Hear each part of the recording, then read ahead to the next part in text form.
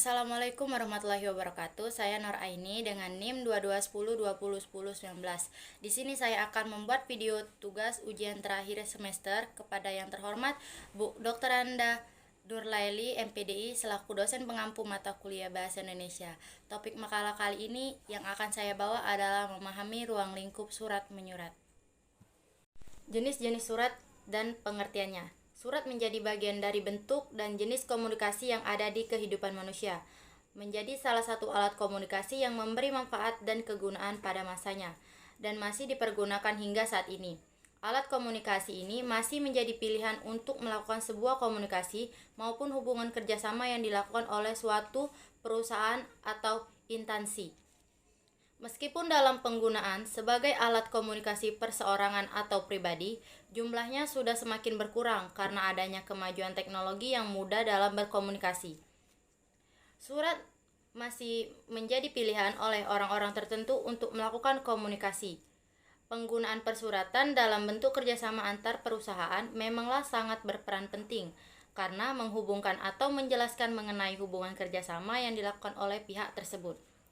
Akan tetapi, dengan kemajuan teknologi yang semakin canggih dan berkembang juga, mengubah sistem persuratan yang dilakukan secara manual dan konvensional menjadi cara yang lebih modern dan canggih, yang tentunya akan memudahkan dalam melakukan proses persuratan yang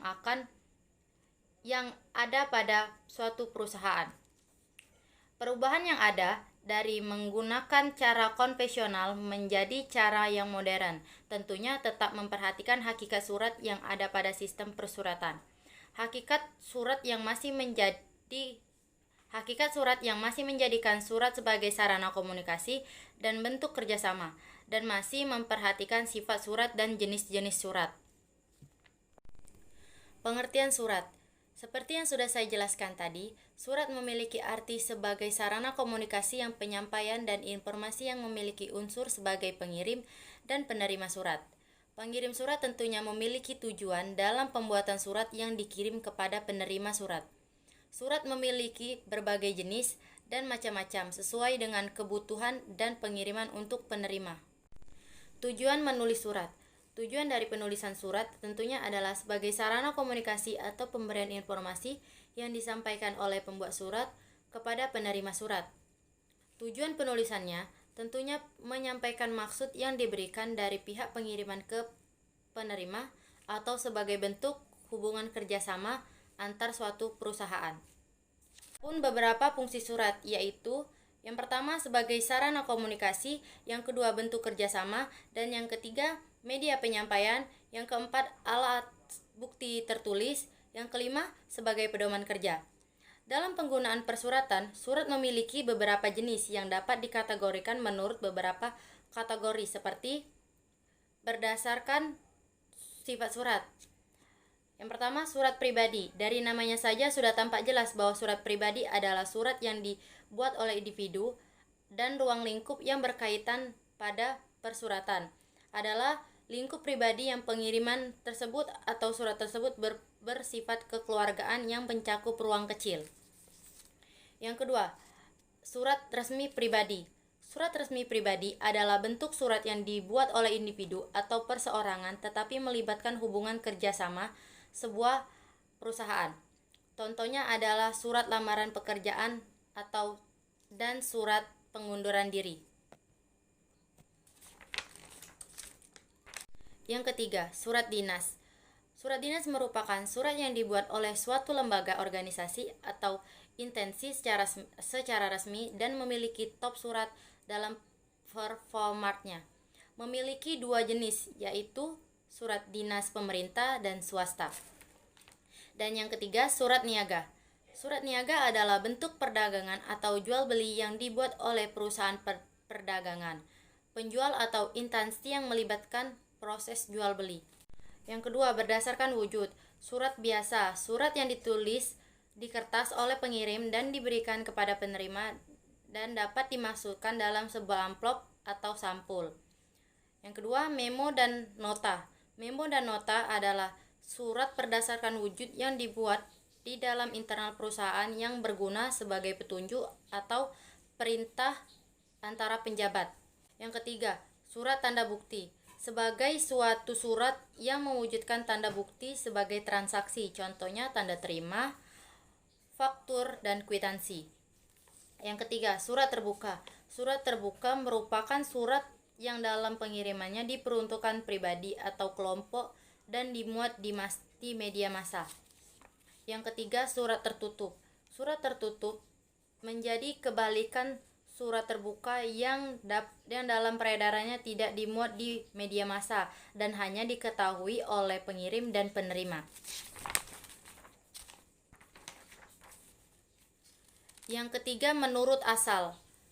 Surat masuk. Surat masuk adalah sebuah surat yang diterima oleh perorangan, kelompok, perusahaan atau instansi dari pihak luar. Yang kedua, surat keluar. Surat keluar adalah sebuah surat yang dikirim oleh perorangan, kelompok, perusahaan atau instansi kepada pihak luar sebagai penerima surat. Yang keempat, menurut kegiatan. Surat eksternal. Surat eksternal adalah surat yang berhubungan dan melibatkan pihak lain atau pihak luar dari perusahaan. Surat internal. Surat internal adalah surat yang hanya melibatkan pihak dalam dan ruang lingkup dalam dari perusahaan itu sendiri. Yang kelima, menurut penyebaran atau sasaran. Pertama, surat biasa. Surat biasa dalam pendistribusiannya dilakukan hanya oleh pihak tertentu yang terlibat dan hanya ditunjukkan kepada penerima dan pengirim. Surat edaran. Seperti namanya, surat edaran adalah bentuk surat yang diedarkan atau distribusikan kepada halayak ramai atau masyarakat tentunya dengan tujuan tertentu. Nah, menurut keamanan isi. Surat biasa. Surat biasa adalah surat yang orang lain dapat mengetahui isinya dan tidak berakibat buruk bagi perusahaan tersebut.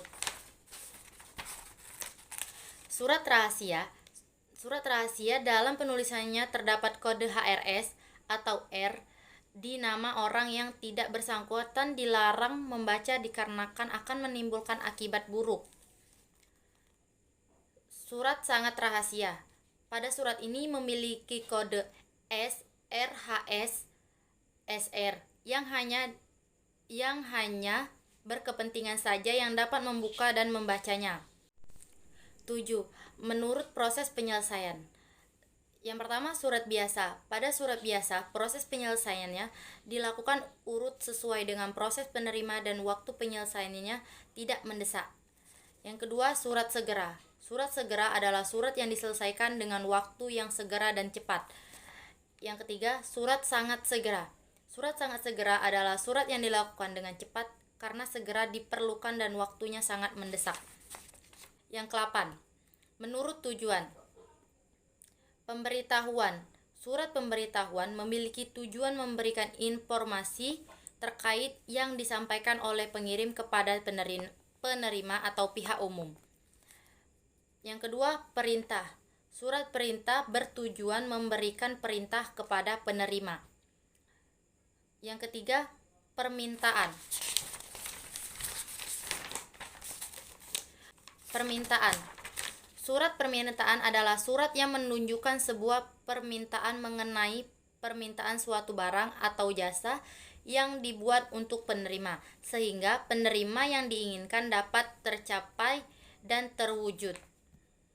Banyak jenis-jenis surat menjadikan surat tetap menjadi pilihan untuk melakukan sebuah komunikasi dan sarana kerjasama yang dilakukan perusahaan. Dengan begitu, surat dapat dibuat sesuai dengan jenis dan kategorinya dan tentunya tidak sembarang dalam pembuatannya. Tetap sesuai dengan jenis dan kategori dari persuratan itu sendiri, agar penerima dari surat dapat mengetahui jenis surat yang diterima. Dan di sini saya akan menjelaskan bagian-bagian surat dan kegunaannya. Selanjutnya, bagian-bagian surat dan kegunaannya. Surat resmi memiliki bagian-bagian tetap, antara lain yang pertama, kepala surat. Kepala surat yang ditulis dengan lengkap terdiri atas nama instansi, alamat lengkap, nomor telepon, nomor kontak pos, lambang atau logo. Kelima unsur tersebut terdapat pada kepala surat. Yang kedua, B. Tanggal penulisan surat. Tanggal surat ditulis lengkap, yaitu tanggal ditulis dengan angka, bulan ditulis dengan huruf yang diawali dengan huruf kapital, dan tahun ditulis dengan angka. Sebelum tanggal tidak dicantumkan nama kota, karena kota sudah ada pada kepala surat. Setelah tanggal tidak ada tanda baca. C. Nomor lampiran dan perihal surat. Kata nomor, lampiran, dan perihal ditulis dengan diawali huruf kapital dan diikuti dengan tanda titik 2. Ditulis secara estetik, sesuai dengan panjang ketiga kata tersebut. D. Alamat tujuan. Dalam menulis alamat surat, terdapat hal-hal yang perlu diperhatikan seperti yang pertama, penulisan nama penerima surat harus cermat dan lengkap, sesuai dengan kebiasaan si pemilik nama menulis namanya. Yang kedua, nama dari penerima surat ditulis dengan huruf kapital pada awal setiap unsurnya. Tidak menggunakan huruf kapital secara keseluruhan. Yang ketiga, penulisan alamat surat juga harus cermat, lengkap, dan informatif. Yang keempat, untuk menyatukan yang terhormat, pada awal nama penerima surat cukup ditulis dengan YTH dengan huruf awal kapital disertai dengan tanda titik.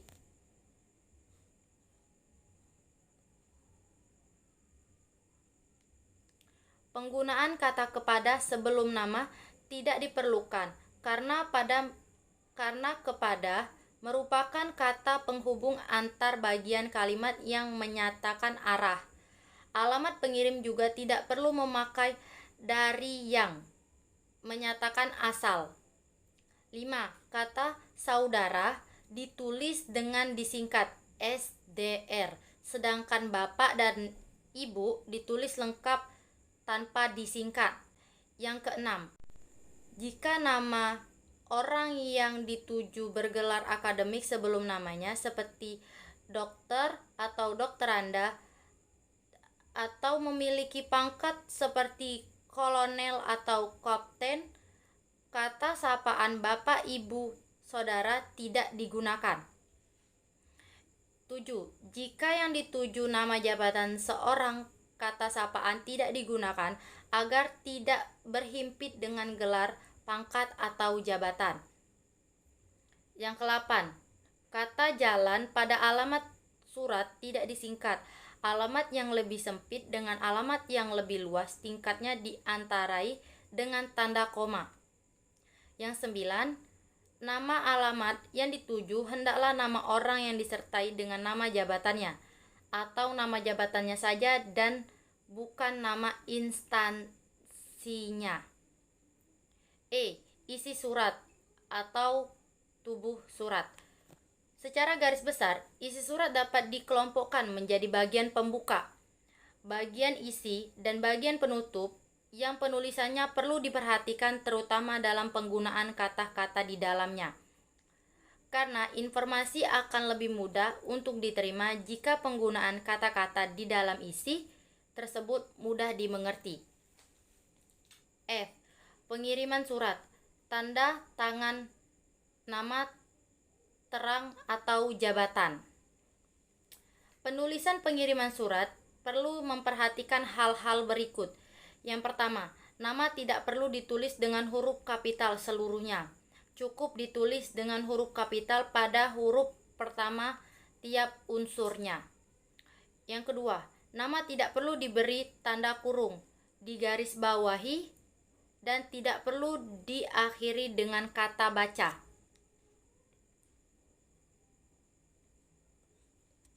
G. Tembusan. Ketentuan penulisan tembusan adalah sebagai berikut. Yang pertama, jika tembusan lebih dari 1, diberikan nomor surat tembusan. 2.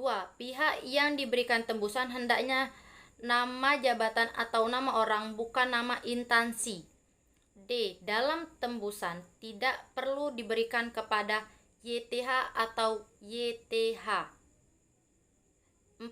Dalam tembusan tidak perlu ada ungkapan untuk laporan untuk diperhatikan untuk bahan pertimbangan dan ungkapan lain yang mengikuti. 5. Dalam tembusan tidak perlu ada kata ungkapan arsip karena setiap surat resmi pasti ada tembusan. Sekian pemaparan makalah saya. Jika ada salah kata, saya mohon maaf. Kepada Allah saya mohon ampun. Saya akhiri. Wassalamualaikum warahmatullahi wabarakatuh.